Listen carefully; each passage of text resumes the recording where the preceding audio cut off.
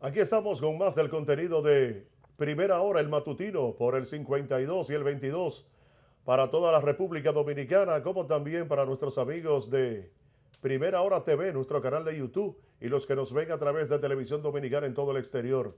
Nosotros contentos de compartir una vez más aquí en la entrevista central de este programa con el licenciado Antonio Siriaco, quien es catedrático de la Universidad Autónoma de Santo Domingo, específicamente de la Facultad de Ciencias Económicas y Sociales. Buenos días, Antonio, ¿cómo va todo? Muy bien, siempre una vez más contento de estar aquí con ustedes en Primera Hora, un matutino que yo creo que tiene una extraordinaria audiencia Así en es. una hora tan competitiva. Yo Así creo que es. ustedes, con el esfuerzo que han hecho, esa profesionalidad de ustedes, evidentemente que están ocupando los primeros lugares de audiencia. Muchas gracias. Gracias por lo que me toca, Antonio. Sí, y a mí No, también. esa es la realidad. Antonio, mi amigo Sí, y compañero de labores y todo. Así es. Antonio, hay muchas cosas en el aspecto económico en la actualidad. Claro. Lo primero es un presupuesto deficitario, que en los últimos años, yo diría que 20 años, Así es. ha estado siendo cubierto el déficit con bonos, cosa que no hacía Balaguer. Claro. No era práctica de Balaguer. Claro. Aparte de eso, una cantidad de bonos que sobrepasa lo que estimó el presupuesto para este año. Así es. Y lo otro, el deslizamiento de la moneda, la falta, la escasez en el mercado denunciada, Claro. y que se sobreentiende que se inyecta con esos préstamos. ¿Qué nos puede decir? ¿Y cómo está el país en base a esa colocación y el tope, el techo que tiene ya para préstamos? Mira, yo creo que podemos comenzar por el final. La preocupación de los sectores productivos. Por ejemplo, en esta semana hemos visto al presidente de la Asociación de Industriales de Herrera diciendo que han tenido dificultad para conseguir incluso hasta $100,000 para básicamente compra de importaciones, materia prima. Y eso básicamente es una situación que se ha venido reflejando en los últimos meses en el mercado cambiario. No es la primera queja, incluso hay otros que han señalado que hasta para conseguir $10,000 lo han puesto en una lista de espera. Yo creo que eso lo que está reflejando es una presión en el mercado cambiario. Recuerden ustedes que hay factores que han incidido en esta situación que se ha generado. En primer lugar, los incrementos de las tasas de interés a nivel internacional.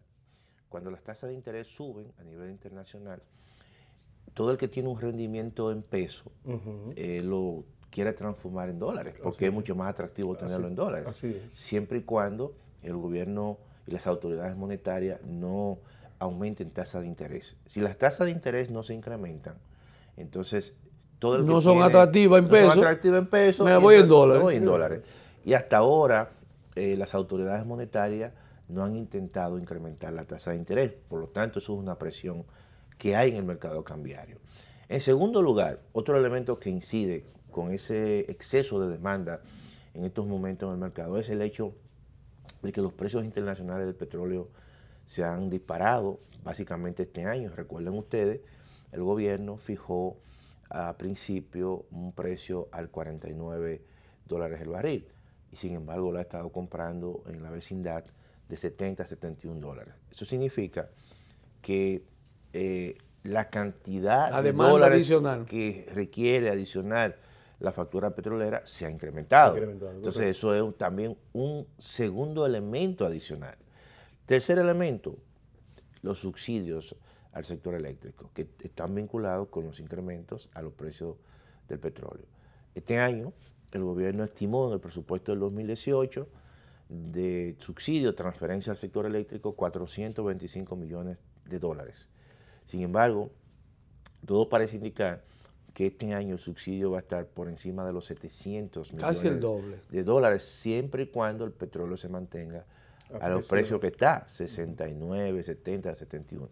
Todo eso genera expectativas devaluatorias, porque el gobierno y las autoridades monetarias, en este caso Banco Central, no da avisos de que las tasas de interés sean mucho más altas para compensar realmente los rendimientos y además para evitar que exista una fuga o salida de capitales, precisamente buscando mayores rendimientos.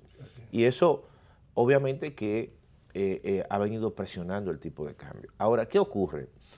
Conociendo verdaderamente la política del Banco Central, el Banco Central prioriza mucho todo el efecto crecimiento. Y en el crecimiento de la economía, el crédito privado tiene un impacto importante, esa es la realidad. Sí, sí, claro. Entonces, si tú aumentas tasa de interés, ¿qué va a ocurrir con el crédito? Bueno, sencillamente se ralentiza el crédito porque es más costoso el dinero y quizás el Banco Central está viendo y teme a eso. Yo creo que tarde o temprano el Banco Central es una decisión que va a haber que tomar. Va a tomar esa decisión, pero quizás la va a tomar muy cercano a final del año para que el crecimiento no se afecte. En términos de números. En términos de números, pero que eso, el gobernador del Banco Central vende muy bien eso, en el sentido de que para él el éxito es como gobernador del Banco Central, decir, mira, la economía creció un 5, creció un 6. Pero ya la CEPAL dice que el crecimiento de Latinoamérica bajó un punto para este año, bueno, por las estimaciones de petróleo. Claro, de petróleo. Sí, Ustedes saben que el entorno internacional que la República Dominicana no controla, no, es un elemento que en cualquier momento puede, vamos a decir, disruptivo, ¿no? Porque, bueno, esa política y ese choque comercial constante que tiene Estados Unidos con China y además ahora se incorpora los aranceles, el caso del arancel, pero también el caso de la Unión Europea. Sí, la Unión Europea. Todos esos son elementos que hace que el señor Trump sea una persona no muy, no predecible. Él puede decir una cosa, entonces mañana dice otra. Y todo eso genera mucha inestabilidad en los mercados. ¿No sería que Donald Trump, como se dijo el año pasado, a principios de año, que Putin se había convertido en la principal figura del mundo, que siempre ha sido norteamericana? Ante toda esta accional de Donald Trump, ha vuelto a ser la figura, o sea, al estilo de él, es lo que se muestra, y donde él buscó el fuerte fue el área económica, que él la maneja. No, obviamente que estamos diciendo que... Eso es una parte importante a tomar en cuenta. O sea, la economía norteamericana hasta ahora va con un ritmo de crecimiento que va a terminar en un 3% posiblemente, y con tasa histórica de desempleo muy bajita. Ahora... Y fortalecimiento de la moneda. Y fortalecimiento de la moneda. Que nos afecta a nosotros. Que nos va a afectar. Claro. Porque en la medida en que aumentan las tasas de interés, obviamente, por eso es que Trump le ha dado una especie de, vamos a decir, entre comillas, de boche, de forma indirecta al presidente de la Reserva Federal de Estados Unidos, en el sentido de que ha venido propiciando mayores tasas de interés. Cuando hay mayores tasas de interés, eso inmediatamente fortalece el dólar. ¿Por qué? Porque hay una cantidad de dólar que está fuera de Estados Unidos y retorna y fortalece el dólar. Claro. Ahora, eso tiene... Se reduce el circulante pero eso tiene de emisión de ellos porque entra el dólar. Pero eso tiene una repercusión en términos comerciales. Sí, lógico. Porque si el dólar se fortalece, eso hace que las exportaciones básicamente sea mucho más costosa, el costo mayor para el que la compra. Para el que la compra. ¿Verdad? Entonces, por eso él se está quejando. Y él dice, pero ven acá, esta política que está propiciando el Banco Central de Estados Unidos me está encareciendo mis exportaciones y favorece entonces al yuan y favorece también al euro. Es decir, compro en la otra moneda. En la medida en que el dólar se fortalece, esas medidas se debilitan, pero cuando se debilita una moneda, que significa una depreciación del tipo de cambio, eso estimula a las exportaciones porque abarata las exportaciones. Lógico. Entonces lo que está ocurriendo es sencillamente que tanto la Unión Europea como China van a tener una balanza comercial mucho más favorable con respecto a los Estados Unidos. Si se mantiene. Si se mantiene esa situación.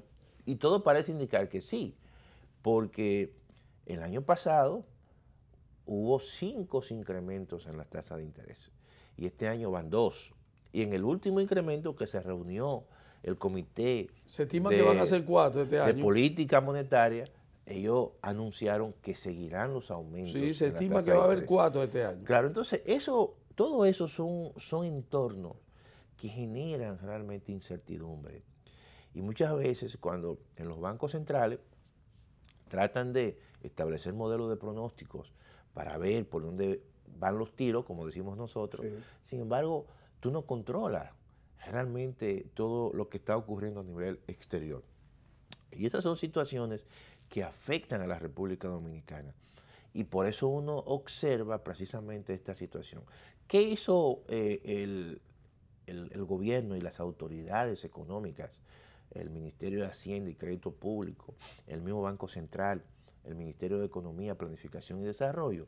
Bueno, sencillamente que se adelantaron y dijeron, vamos a emitir 1.300 millones en bonos globales o bonos soberanos, porque van a seguir ocurriendo. Se van a disparar. A disparar la tasa de interés. Y nosotros, es mejor hacerlo ahora que cuando eso ocurra, porque si lo hacemos cuando eso ocurra. En vez de un 6, me va a tocar un 8, un 10. Un 6.5, un 7, entonces yo voy a pagar más a lo que compran los bonos dominicanos. Así. Todo eso son situaciones que uno se la juega y uno toma esa decisión. Entonces, por eso... No solamente de que me iban a subir la tasa, es que la tasa me la van a subir porque ya el yo vender bono tiene un riesgo porque mi PIB me está financiando más del 50%. No, claro. Entonces, en la medida que pasan los meses, claro, se me va a complicar más. Sí, sí, o sea, claro. Por ejemplo,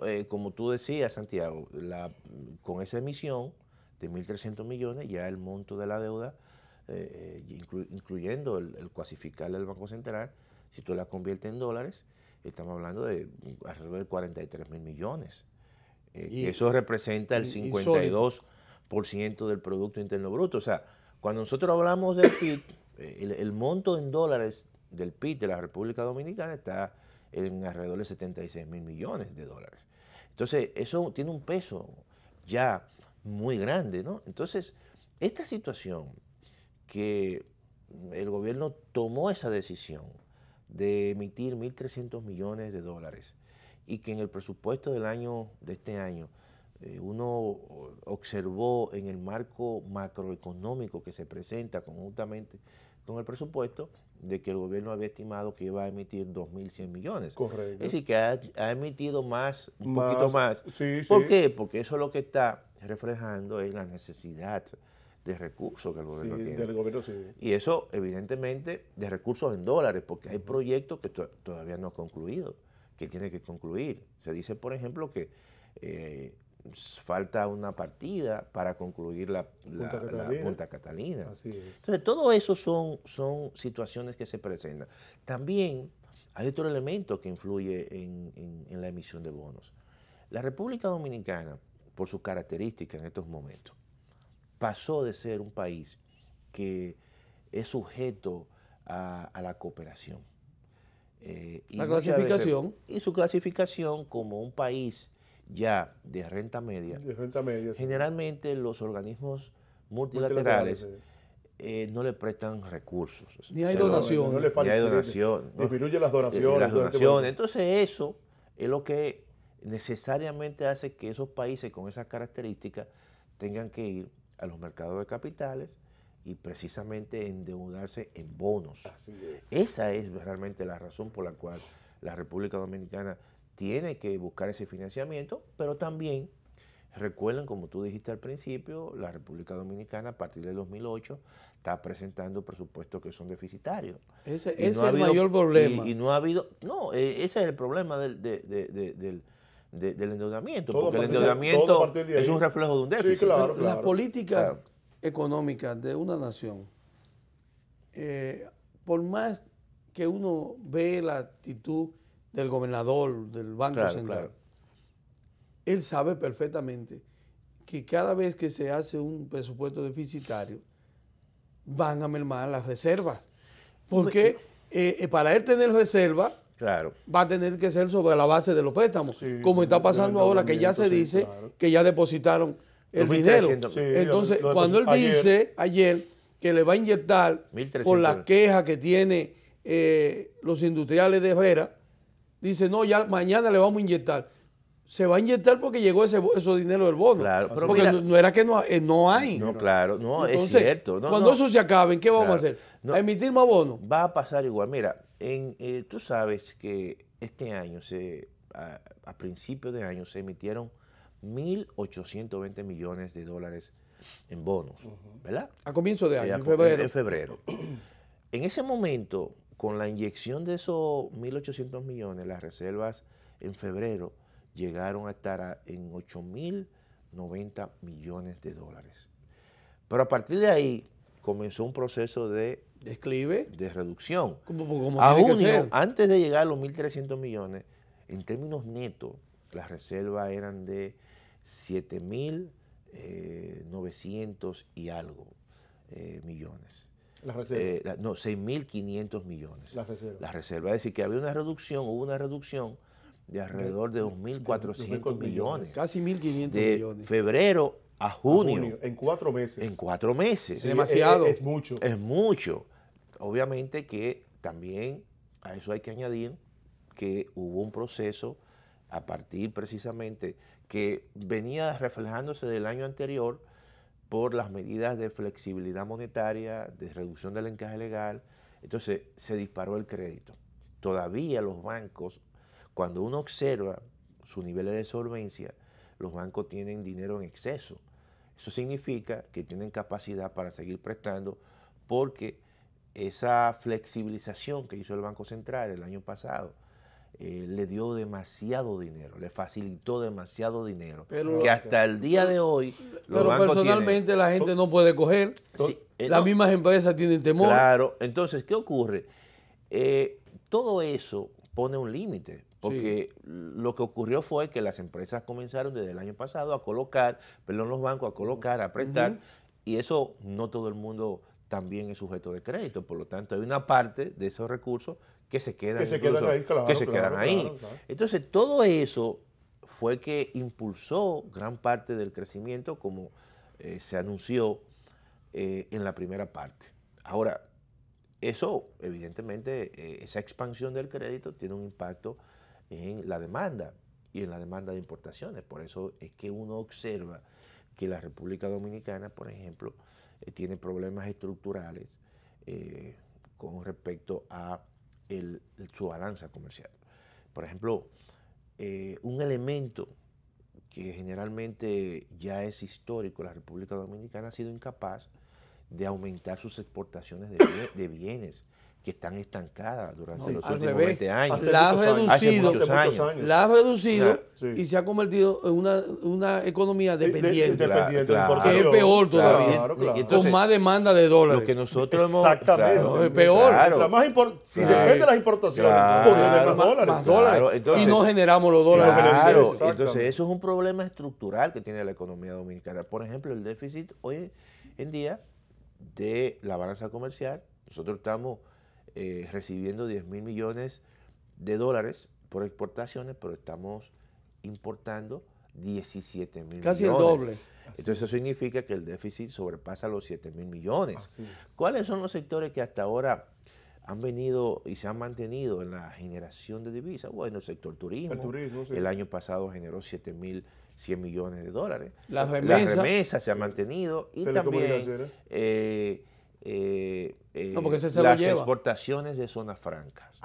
Sí, de La zona telecomunicación lo que hace es que se lo Claro, lleva. claro. Entonces, esos componentes se han mantenido, pero nosotros No son suficientes. no hemos roto ese techo de los 10.000, 9.000 millones. Entonces, yo creo que eso llama la atención. La gran restricción que tiene esta economía cuando crece es que crece y te genera realmente una demanda muy grande de importaciones. Y eso te le pone un tope y te provoca una tensión en el mercado cambiario porque siempre va a haber un una especie de demanda mucho mayor de divisas que la divisa que nosotros generamos en el país. Mira, 27.000 millones de dólares al año no es suficiente para esta economía. No. Y entonces, evidentemente, tú vas a encontrar siempre situaciones de tensión en el mercado cambiario.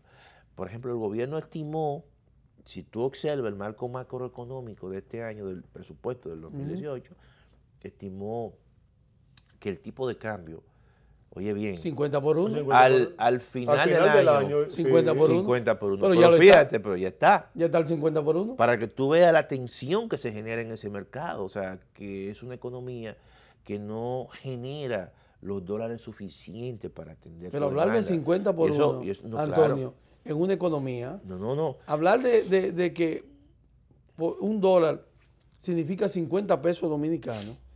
Claro. ¿Tú te imaginas con una economía dependiente del dólar, de las importaciones, de todo lo que estamos consumiendo, de bienes y servicios, Claro. están dolarizados? Claro. ¿A cómo va a ser el precio de los bienes y servicios que tú vas a adquirir con una tasa de un 50 por 1? Eso tiene, cuando estos han sido unos criminales. Mira, eso tiene un impacto inflacionario, o sea, pero de altos niveles. En el coste, y más considerando que esto es una economía de salarios que no son los mejores. Así es. Claro, estático. También otro elemento que también quizás influye en estos meses, precisamente en la presión en el mercado cambiario, es que ustedes saben que los sectores comerciales generalmente utilizan estos meses, tanto julio como agosto, hasta septiembre, para fines de reposición de inventario, Así es. de lo que van a vender, en las temporadas que viene de diciembre. Entonces también hay un elemento que influye, que es de manera estacional. Entonces, todo eso son elementos que se combinan precisamente para explicar esta situación de escasez relativa que hay en el mercado de divisas. Yo creo que, y esto es recurrente, ¿no?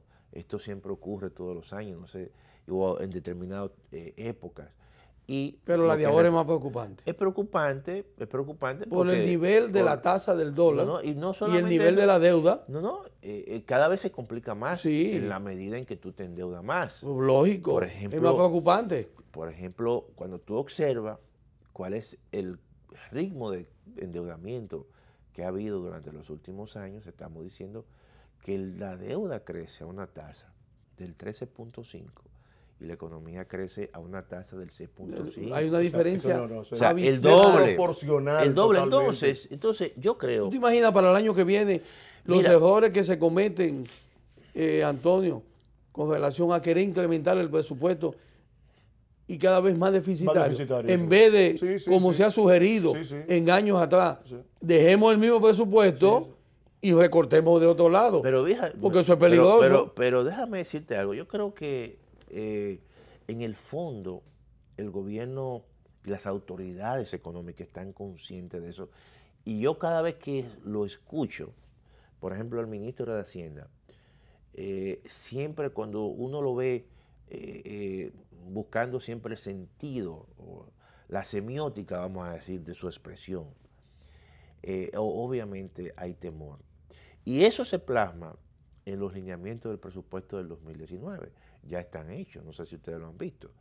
Y en esos lineamientos del presupuesto del 2019 dice de forma explícita lo siguiente, dice, el presupuesto realmente del 2019 vamos a asumir un déficit menor que el presupuesto del 2018. ¿Y qué ritmo eso significa que va a ser un presupuesto más estrecho. Es decir, mientras este año se estimaba, entre comillas, un déficit del 2.2, para el próximo año, según dice esos lineamientos, se estima un déficit de 1.4. ¿Por qué? Dice, por el hecho, así lo dice, por el hecho de que el financiamiento es mucho más costoso. Correcto. ¿Qué te está diciendo eso? Que hay riesgos. Que hay riesgos. Y que ya no y todo el mundo quiere riesgos vinculados con la deuda. Sí. ¿Por qué? Porque, mira, algunas veces nosotros no nos podemos llevar.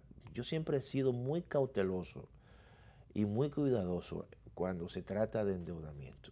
el endeudamiento, y escribí un artículo sobre eso, el endeudamiento muchas veces te puede generar una situación de burbuja. Sí, Es decir, cuando tú te estás borracho del éxito, entonces tú no te das cuenta de los futuros riesgos que pueden haber. No lo ve. Y tú dices, bueno, déjame seguir, sí. seguir. Está déjame tan contento que no está previendo seguir. nada. Claro, ¿por qué? Porque tú partes de la situación siguiente. Por ejemplo, si tú observas los comunicados, que básicamente cuando se colocan los bonos, siempre hay un comunicado del Ministerio de Hacienda.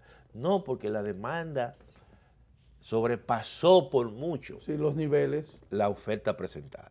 Y eso es sinónimo de que todavía nosotros somos sujetos de colocación de préstamos. Ahora, yo siempre digo lo siguiente, nosotros tenemos que tener cuidado. Esa es la borrachera que han hecho los porque gobiernos. los inversionistas, como decía un gran economista, Robert Shiller, decía, mira, la exuberancia del mercado, y más esos mercados, genera mucha irracionalidad.